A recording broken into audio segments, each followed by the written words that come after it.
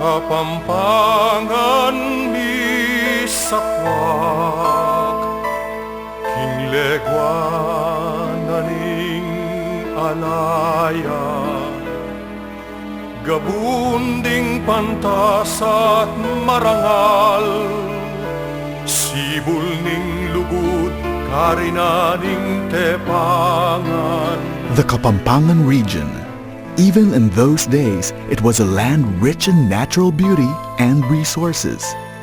Originally, it occupied a much larger area, probably the entire river basin extending as far north as Nueva Vizcaya.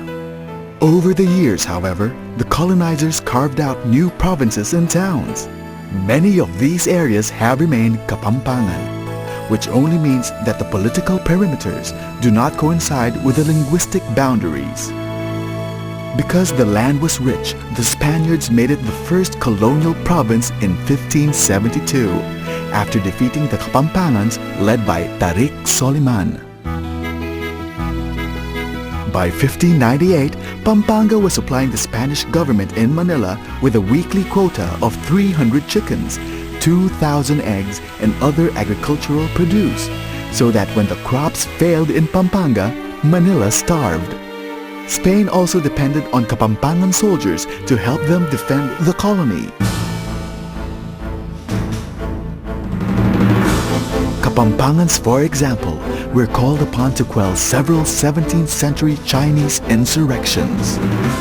In 1762, the British invaders occupied Manila and forced the Spaniards to transfer the seat of government to Bacolor, Pampanga. Soon thereafter, Kapampangans attacked the British camps, eventually leading the Spanish to victory. As a result, Spain treated Pampanga as a favored province, allowing Kapampangan chieftains self-rule,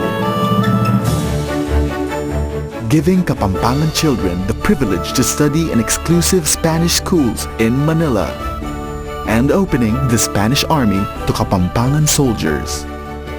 It is no surprise then that most pioneers in various professions were Kapampangans. First Filipino priests, first Filipino nuns, first Filipino doctors, and so forth.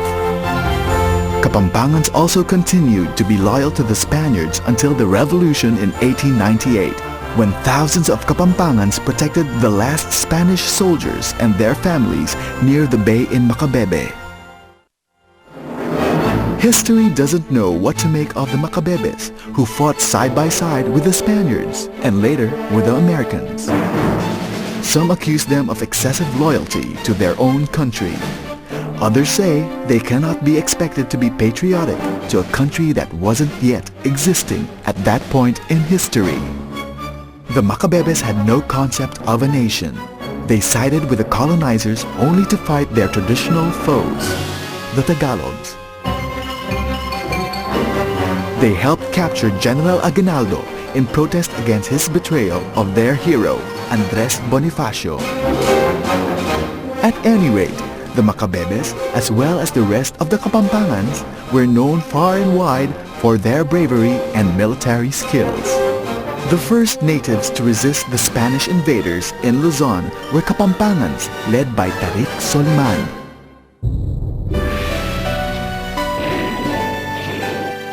History is replete with Kapampangan-led revolts against forced labor, excessive taxes, and other abuses. Against Spain, and then later against America, Kapampangans were at the forefront of wars, revolutions, and social protests. General Maximino Hizon of Mexico, Jose Alejandrino of Arayat, Francisco Macabulos of La Paz, Tarlac, and Aurelio Tolentino of Guagua. The revolt of the masses against social injustice was spurred by such names as Pedro Abad Santos, Luis Taruc, and Bernabe Buscaino. And finally, a Kapampangan gave up his life to end the dictatorship, Benigno Aquino Jr.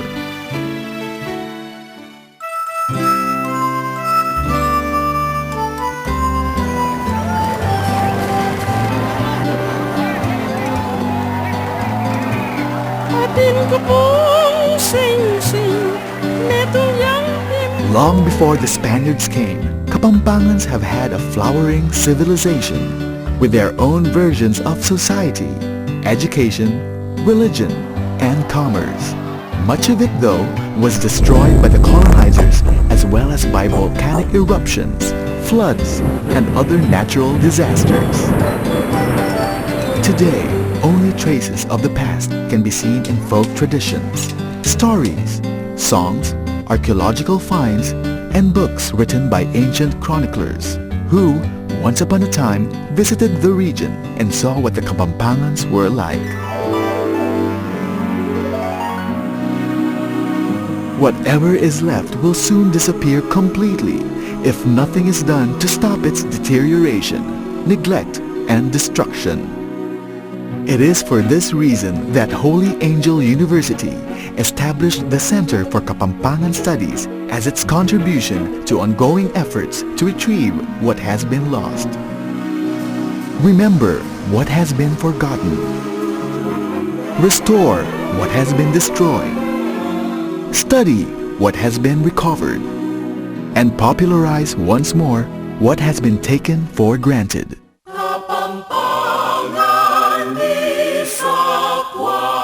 The center alone cannot accomplish these tasks. We need Kapampangans who have enough respect for their ancestors to take what has been handed down to them, and enough love for their descendants to turn over what has been entrusted to them. Already, the signs that the Kapampangan culture is vanishing are truly alarming. Few Kapampangans speak in Kapampangan, fewer still read in Kapampangan, and almost no one still writes in Kapampangan except in text messages. The mission of the center is to preserve and promote the Kapampangan cultural and historical heritage, and in so doing, contribute to the total development of the Kapampangan people and eventually of the Filipino nation and the global community.